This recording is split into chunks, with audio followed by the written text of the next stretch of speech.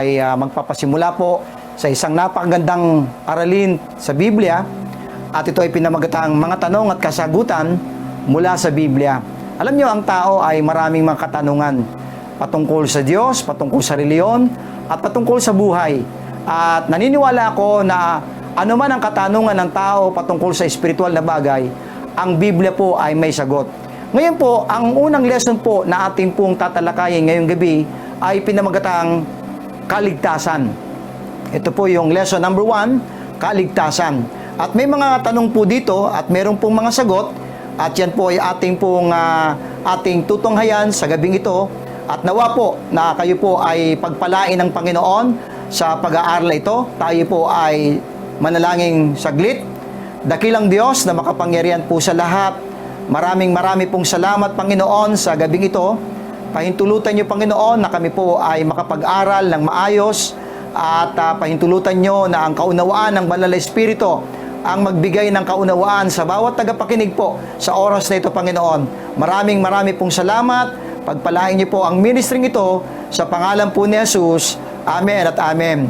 Kung kayo po ay nakikinig po ngayon sa gabing ito po at nais po ninyong ipagpatuloy po ang pag-aaral pong ito, ay kung kayo po ay pag natapos po ninyo itong aralin na ito, yung buong aralin po ng mga tanong at kasagutan, kayo po ay maaari pong mag-request po sa amin at kayo po ay amin pong padadalahan o bibigyan po ng complete lesson po nitong mga tanong at kasagutan mula sa Biblia.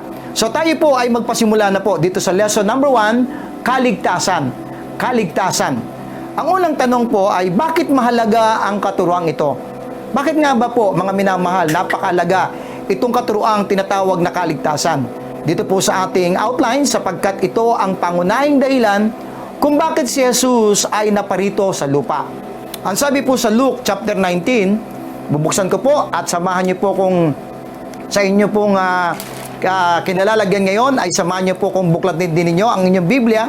At samahan niyo po kung basahin din po natin ang Biblia sa inyo pong lugar ngayon. Po? Sa Luke chapter 19 verse number 10, "For the Son of Man is come to seek and to save that which was lost."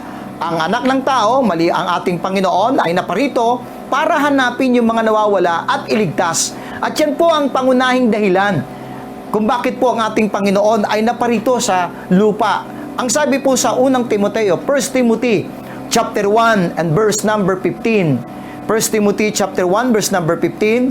"This is a faithful saying and worthy of all acceptation, that Christ Jesus came into the world to save sinners, of whom I am chief." So, ang purpose po talaga kung bakit po naparito ang ating Panginoon, upang magligtas ng mga makasalanan. Kaya kung ang katanungan ay bakit mahalaga, mahalaga po ito, sapagkat yun po ang dahilan kung bakit po naparito ang ating Panginoong Hesukristo dito po sa lupa.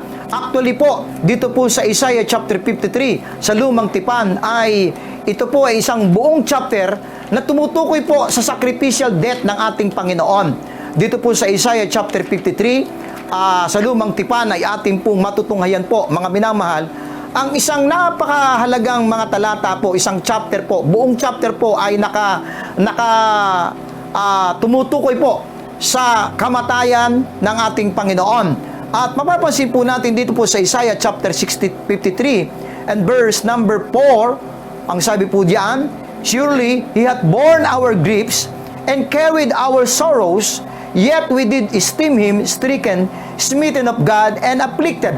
Sabi sa verse 5, "But He was wounded for our transgressions, He was bruised for our iniquities, the chastisement of our peace was upon Him, and with His stripes we are healed." Verse 6, "All we like sheep have gone astray, we have turned everyone to his own way, and the Lord hath laid on Him the iniquity of us all."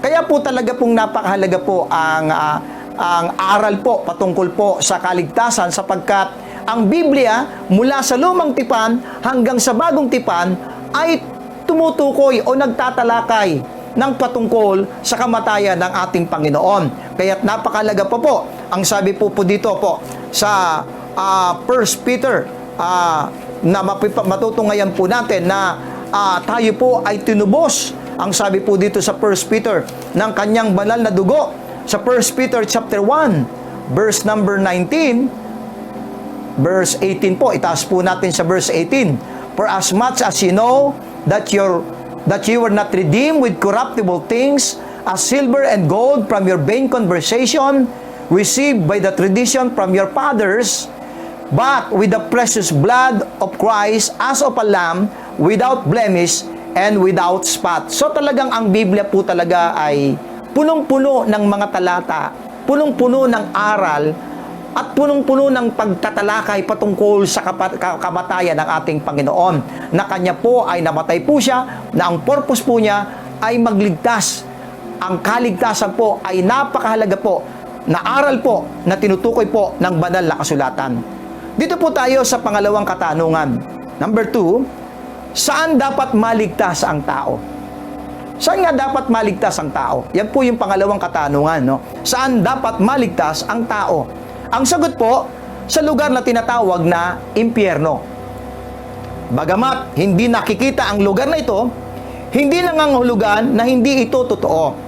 Sapagkat makikita po natin sa Mateo, 25, Matthew chapter 25 po. Samahan po ninyo po kung muli po ay buksan ang inyong mga Biblia sa Matthew chapter 25 and verse number 46. Ito po yung lugar, mga minamahal, na dapat po na ang tao ay maligtas dito sa lugar na ito. Matthew chapter 25, verse number 46. Ang sabi po diyan sa verse 46, and these shall go away into everlasting punishment, but the righteous into life eternal. So, ito po ay talagang lugar na katotohanan. Ito po it's a real place. Ito po ay totoong lugar. Hindi po ito isang imahinasyon lamang o gawa-gawa lamang ng mga mangangaral.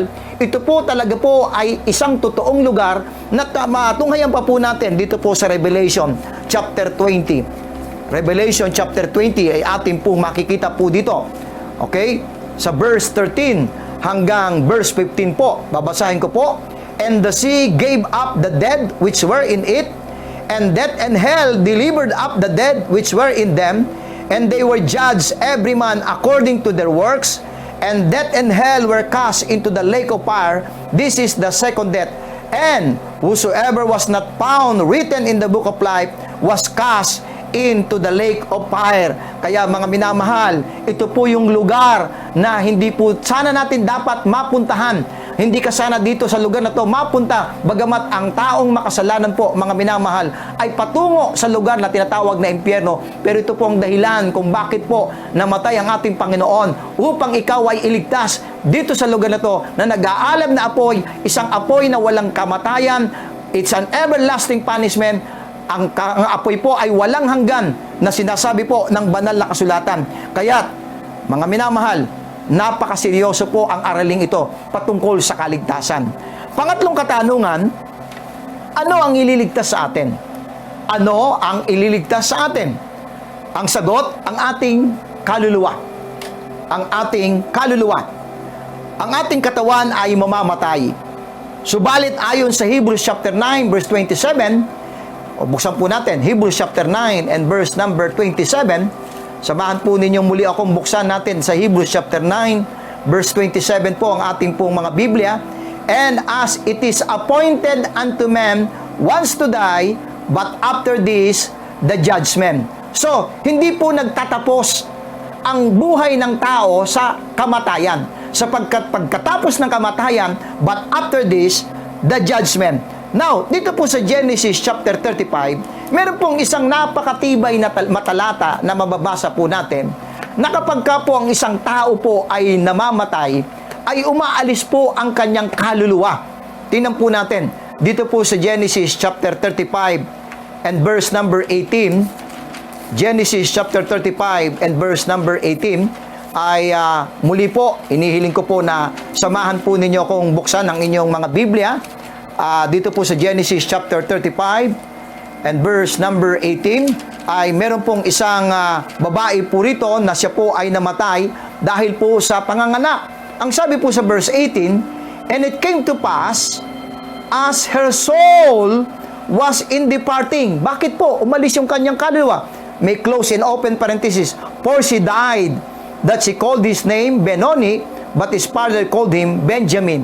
So, si Rachel po ay namatay dahil sa panganganak kay Benjamin. Pero dahil po siya'y namatay, umalis po yung kaluluwa ng tao. Hindi po ito ngayon. Ang kaluluwa ng tao po ay umaalis sa katawan. Pero ang katanungan ay, saan pupunta ito? Sa kabilang buhay po.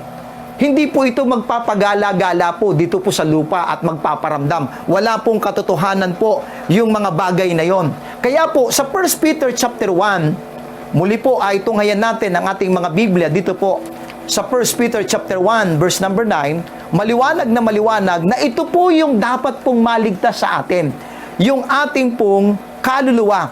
1 Peter chapter 1 and verse number 9, ang sabi po sa 1 Peter chapter 1 and verse number 9, receiving the end of your faith, even the salvation of your souls.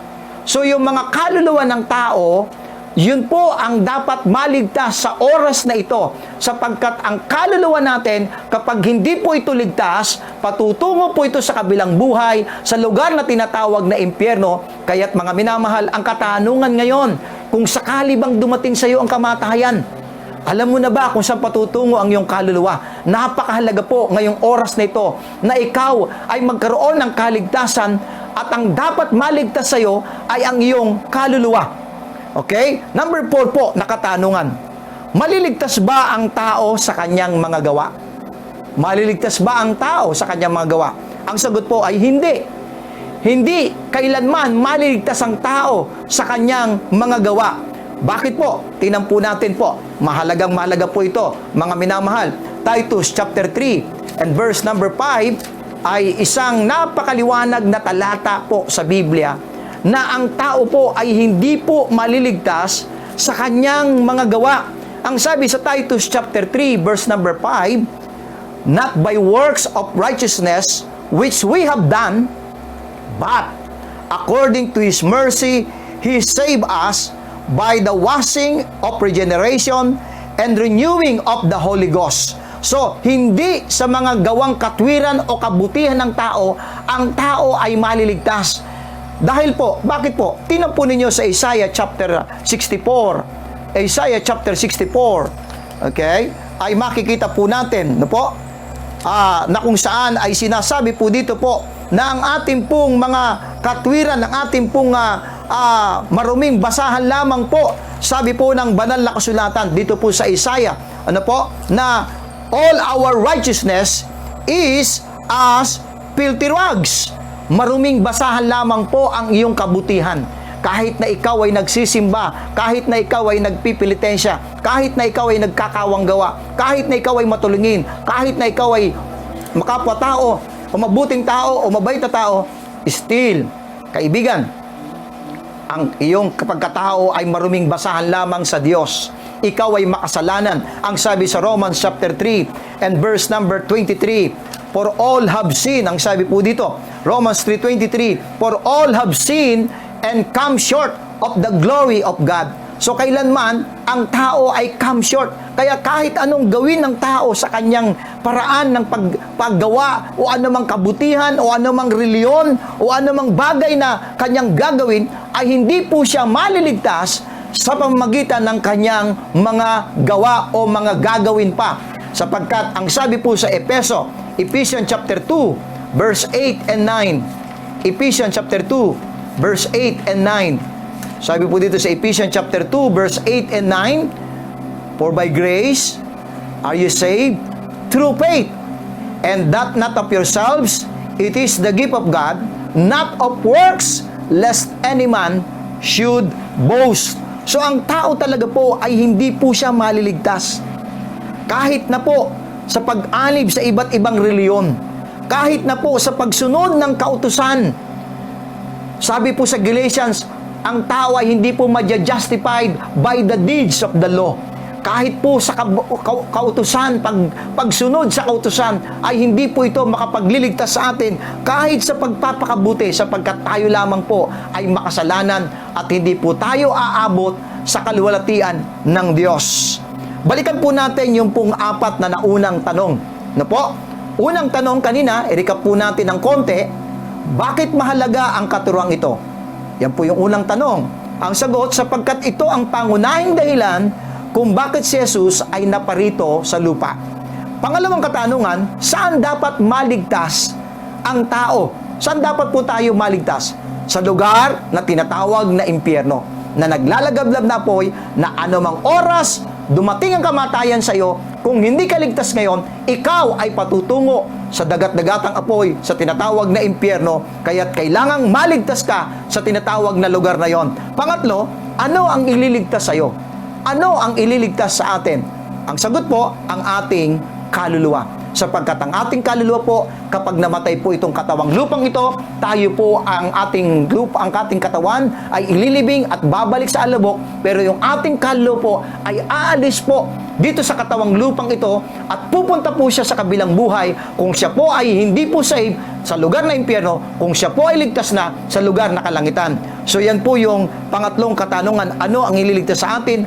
Ang ating kaluluwa. Number 4 na katanungan, maliligtas ba ang tao sa kanyang mga gawa? Hindi po. Yan po ang sagot. Now, dito po tayo sa panglima, panghuling katanungan. Paano maliligtas ang tao? Paano maliligtas ang tao? Okay? Sumampalataya, ito pong sagot. Sumampalataya kay Jesus at pagtiwalaan ang kasapatang ginawa ni Kristo sa krus ng Kalbaryo. Meron pong isang tao po na dito po sa Acts chapter 16, ang nagtanong po sa isang apostol. Ano po? Dito po sa Acts chapter 16, verse number 30, ay ating pong makikita. Verse 30 po, babasahin ko po. And brought them out and said, Sirs, what must I do to be saved? Nagtanong po itong lalaking ito. Anong kinakailangan kong maligtas? Isa pong tanong na napaka-straight na tanong at talagang walang paligoy-ligoy na katanungan.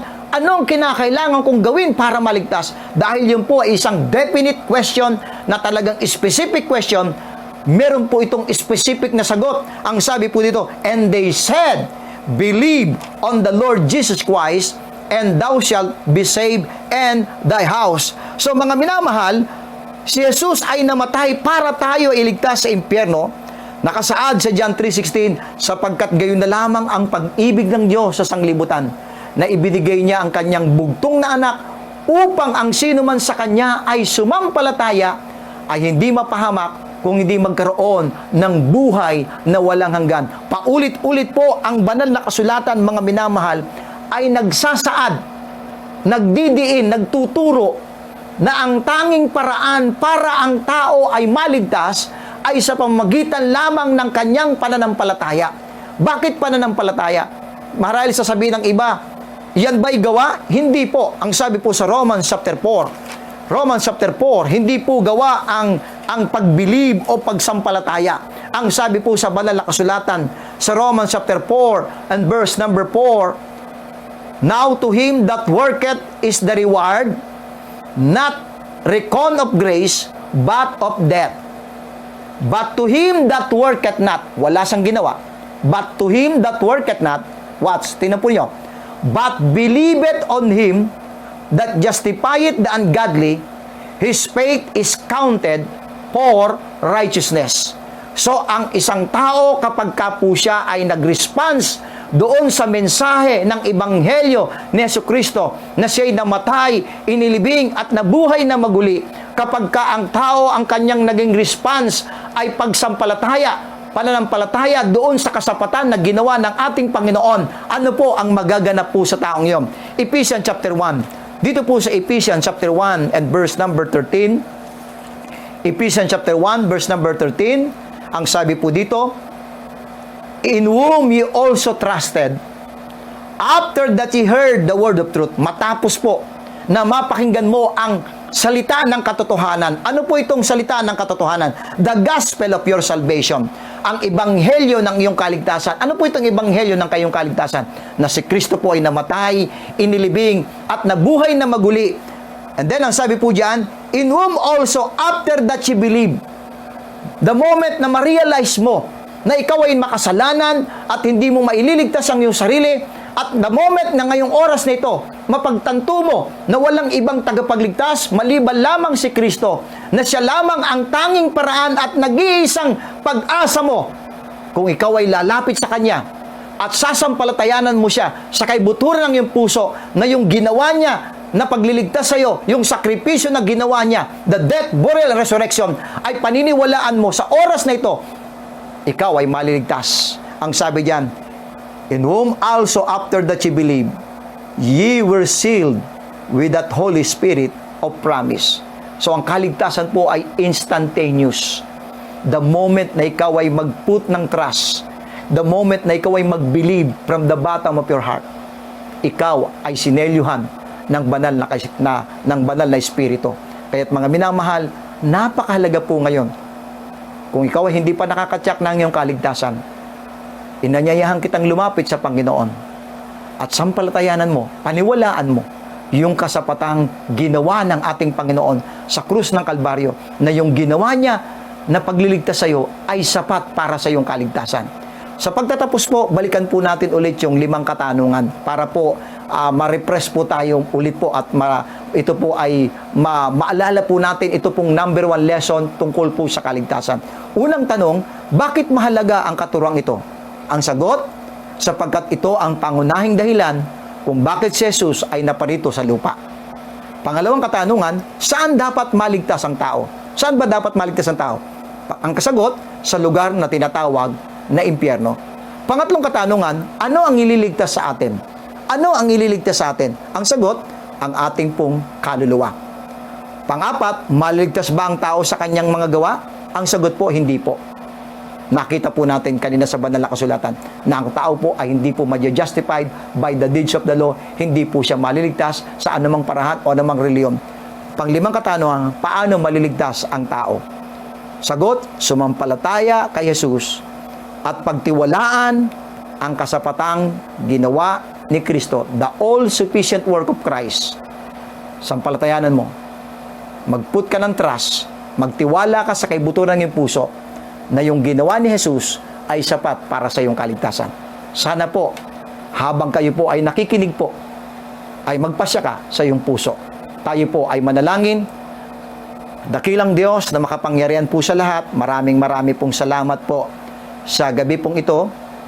Salamat po at naipahintulot po ninyo na ito po ay maipangaral po ang inyong mga salita patungkol sa katuroang ng kaligtasan. At sana po kung meron pa po sa kalagitnaan po sa amin pong mga tagapakinig na hindi pa po nakakatyak ng kaligtasan, kayo po ang mag-convict sa kanya at ma-realize niya na siya'y makasalanan at nangangailangan ng tagapagligtas. At ma-realize niya na walang ibang tagapagligtas maliban lamang si Jesus, na sumampalataya siya sa kabuturan ng kanyang puso, na yung ginawa ninyo, Panginoon, sa krus ng Kalbaryo ay sapat para sa kanyang kaligtasan. Pinupuri po namin kayo at pinapasalamatan sa pangalan ni Jesus. Amen at amen. Mga minamahal, muli po ay nagpapaanyaya po kami sa inyo na sa susunod po na ating lesson ay kayo po muli po ay makinig po dito po sa ministry ng Bible Believers Baptist Church, na ang ating pong kabuang lesson po, ito po ay pwede po ninyong magamit po itong lesson pong ito kapag kayo po ay mananampalataya na, kayo po ay miyembro ng simbahan, ng church, ng Baptist Church, at nais po ninyong mag-disciple ng mga bago po ninyong kakilala o bago pa lang na Bible study, at nais nyo pong mag-follow up ng Bible study. Ito po ay napakaganda pong lesson. Kung inyo po itong matatapos po itong mga tanong at kasagutan, ang kabuang lesson, at kayo po ay mag-request po sa amin, kayo po ay bibigyan po namin kayo ng complete set po nitong lesson ng mga tanong at kasagutan. Muli po, pinapaabot ko po sa inyo ang aking pasasalamat sa inyo. Maraming salamat po. God bless you all.